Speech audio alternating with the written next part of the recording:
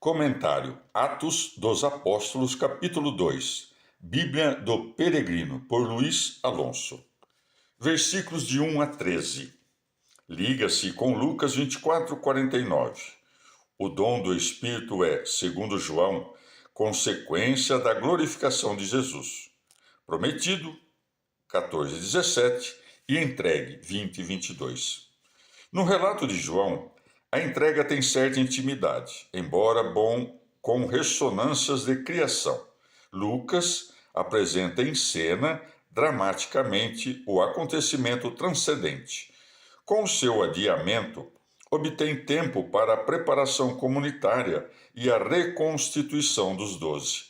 Propõe como data a festa das semanas, ou seja, as 7 semanas depois da Páscoa, o 50º dia, em grego, Pentecoste, Êxodo 34:22, Números 28:26.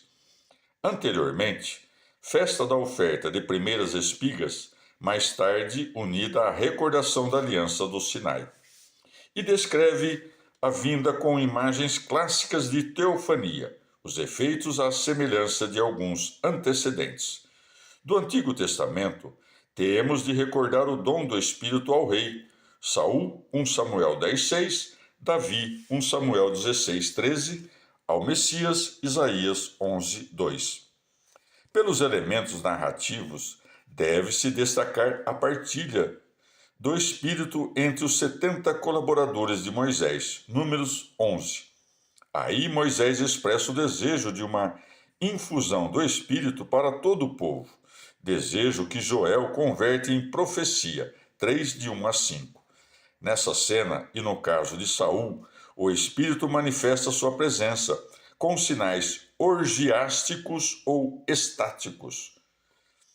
Entre os símbolos apresenta o vento, porque em grego Espírito é a mesma palavra que vento, conforme João 3:8, e o fogo, elemento da divindade. Vento teofânico, Isaías 30:27, Ezequiel 1:4, 3:12, fogo, Salmo 18:13, 29:7, 53, 97:3. Línguas de fogo é metáfora visual, Isaías 5:24, que aqui adquire valor simbólico porque o dom do Espírito visa a proclamação do Evangelho e se manifestará em fenômenos de linguagem. As línguas do Espírito se repartem, como em Números 11. O Espírito repousa estavelmente, como em Isaías 11:3. Versículo 2.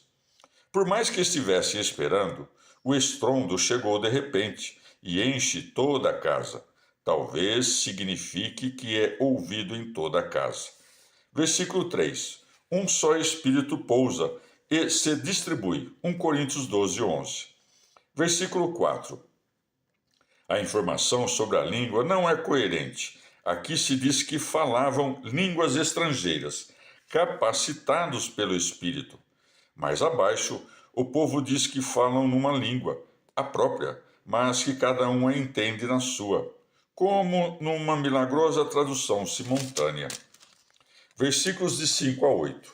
A cena anterior era imaginada numa sala a serviço dos presentes. De repente, os apóstolos se encontram como num cenário ante um público numeroso, formado de judeus piedosos ou devotos, procedentes de toda a diáspora e estabelecidos em Jerusalém. Uma reunião como a anunciada pelos profetas, Isaías 26:13, 49:22, 64:9 e Zacarias 8, de 7 a 8, com caráter mais ideal que real. Os perfis aqui se confundem, porque o narrador supõe muitas coisas ou delas se despreocupa. Se residiam em Jerusalém, não entendiam o aramaico? Por que o estrondo os congrega todos nesse lugar? Quando os discípulos começaram a falar, a primeira reação é de admiração diante do prodígio, algo sem precedentes na tradição bíblica. A língua dos apóstolos torna-se universal, como a do céu, Salmo 19. A divisão e dispersão de Babel, Gênesis 11, inverte a direção.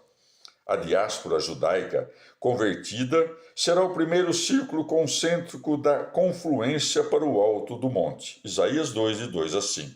O segundo círculo serão os prosélitos, versículo 11. Versículos de 9 a 11. A lista, metida à força na pergunta dos presentes, quer dar impressão de pluralidade e totalidade.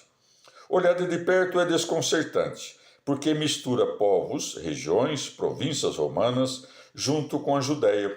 Cretenses e árabes poderiam abranger Ocidente e Oriente. Versículos de 12 a 13. A segunda reação é divisão de opiniões entre a perplexidade e a zombaria. Fácil recurso para desqualificar o que não se entende, conforme 1 Samuel 1,14. Do ponto de vista narrativo, a zombaria serve de transição. Versículo 14. O discurso de Pedro é solene e importante. É o primeiro pronunciado depois de receber o Espírito. A imagem de Jesus que, depois de receber o Espírito no batismo, pronuncia um discurso programático na sinagoga de Nazaré. Lucas 4. É o primeiro de uma série de discursos semelhantes. 3 de 12 a 16, 4 de 8 a 12. Embora elaborado pelo narrador, parece refletir um modelo de pregação primitiva aos judeus.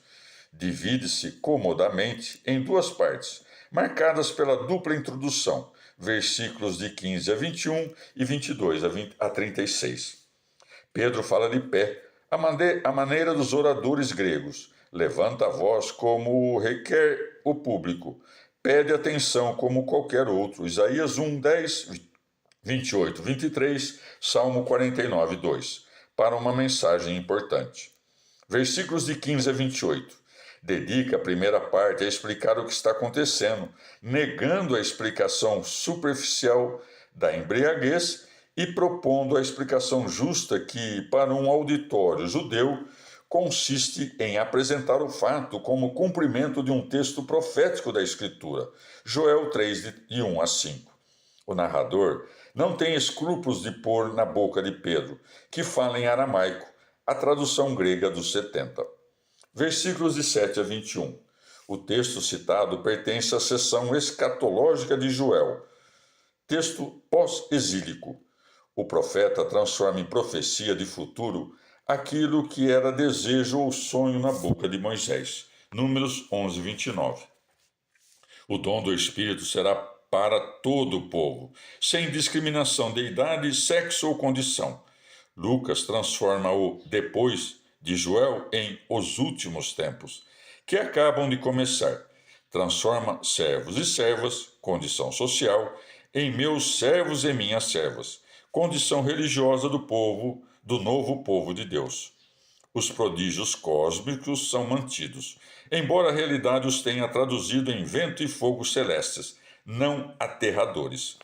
O último versículo de Joel adquire um peso novo no contexto. Ressoa com força a extensão universal, e o nome que se há de invocar é o de Jesus. Versículos de 22 a 36. Dirigiu-se primeiro a judeus, versículo 14, denominação restrita. Agora diz israelitas, visando o Israel histórico e ideal. No comentário final o chama irmãos. A segunda parte do discurso, ainda com materiais do querigma, tem caráter profético.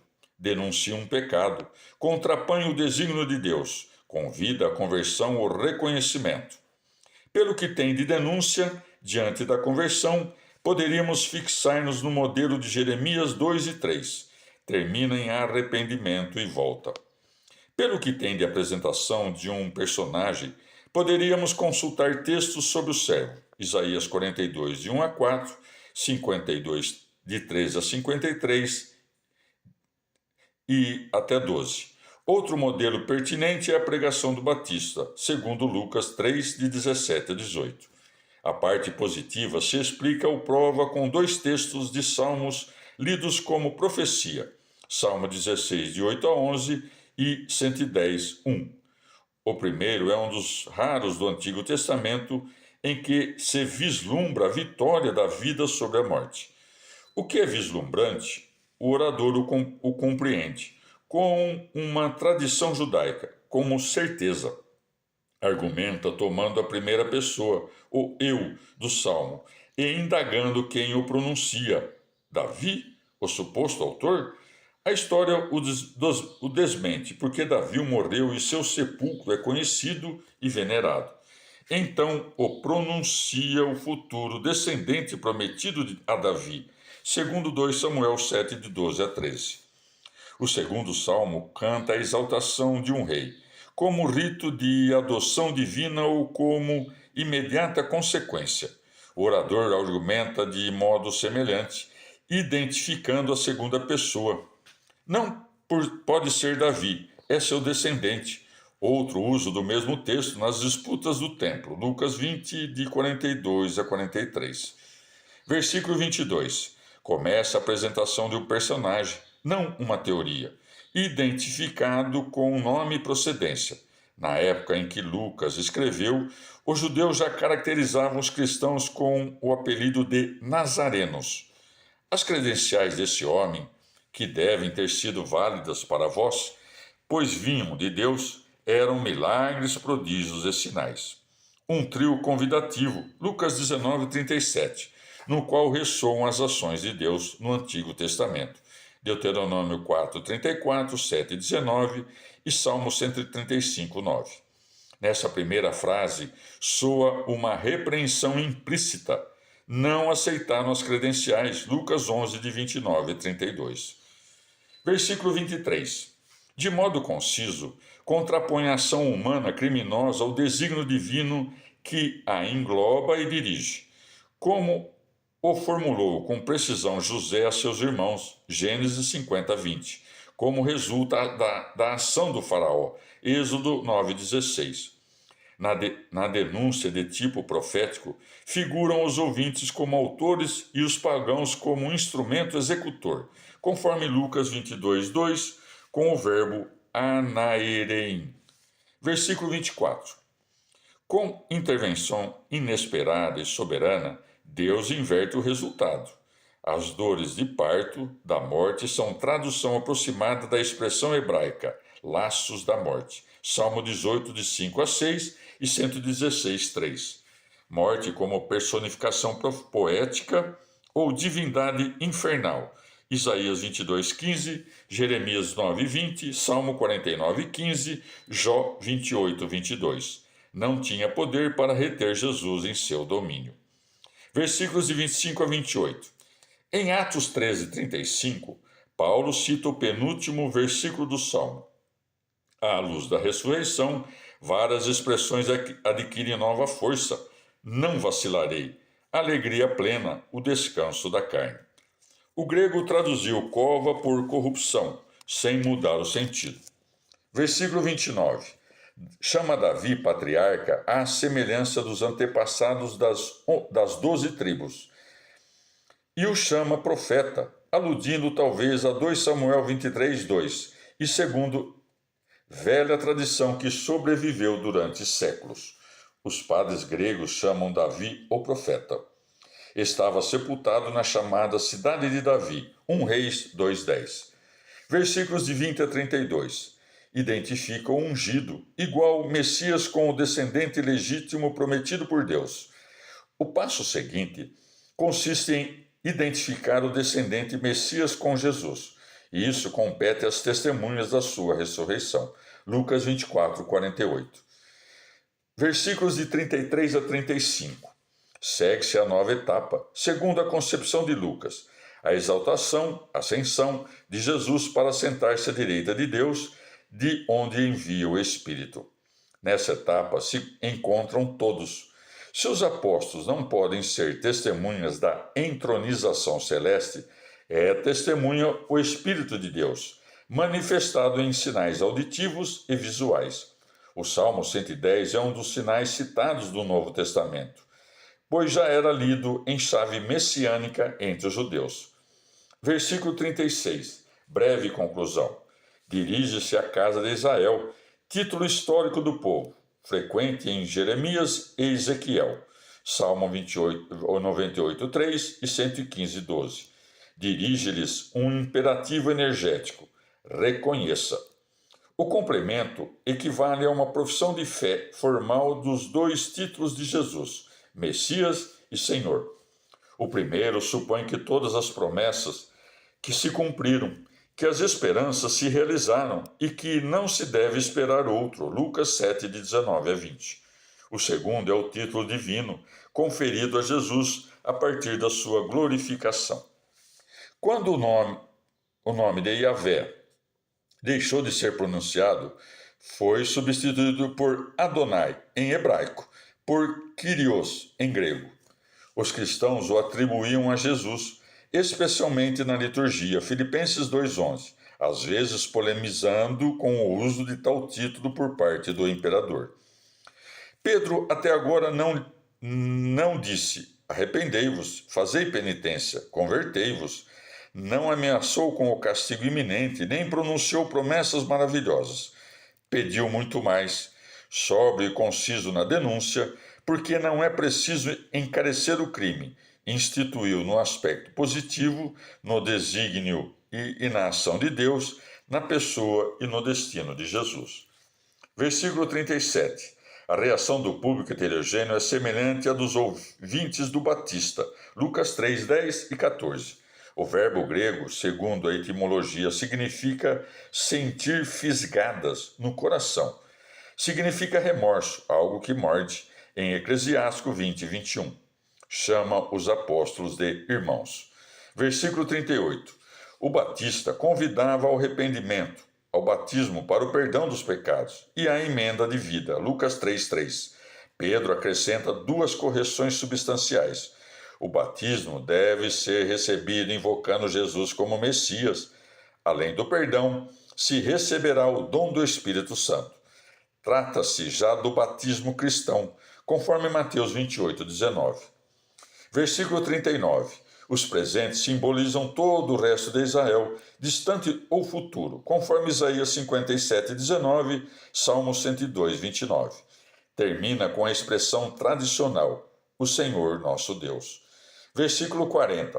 O narrador nos dá a entender com essa frase que o discurso citado é só uma amostra da pregação primitiva.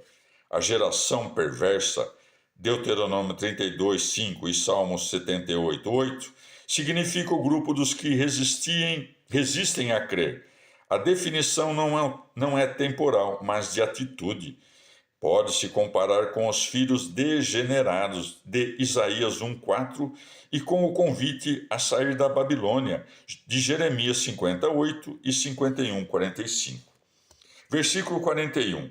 O número quer sublinhar o efeito da pregação sob a ação do Espírito, o crescimento inesperado da comunidade fiel. Versículos de 42 a 47. Esse é o segundo sumário do livro, apresentado como o efeito imediato do dom do Espírito. Seguir-se-ão 4 de 32 a 35 e 5 de 11 a 16. Um ato único desemboca na vida comum e cotidiana. Ao dar-nos uma descrição do estilo de vida, o autor nos indica ao mesmo tempo os fatores que expressam e mantêm essa vida. Tem um forte sentido de comunidade a ponto de partilhar os bens, segundo o critério ideal de dar a cada um segundo sua necessidade. Os apóstolos dirigem a comunidade com seu ensinamento, que prolonga o de Jesus, conforme Lucas 4:32, com autoridade. Entre as práticas se destacam a oração no Templo de Jerusalém, como continuidade com o passado, a Eucaristia, fração do pão, em casas de família, como celebração nova e específica, Lucas 22:19, o mandato de Jesus. A refeição em comum pode ser o ágape, que precede a Eucaristia. Os apóstolos continuam realizando prodígios, como Jesus, Lucas 19:37, que provocam em todos um sentido de reverência, como na cura do paralítico, Lucas 5:26. Por ora vivem em paz com os de fora e são estimados. E por obra de Deus, a comunidade dos que se salvavam continua crescendo.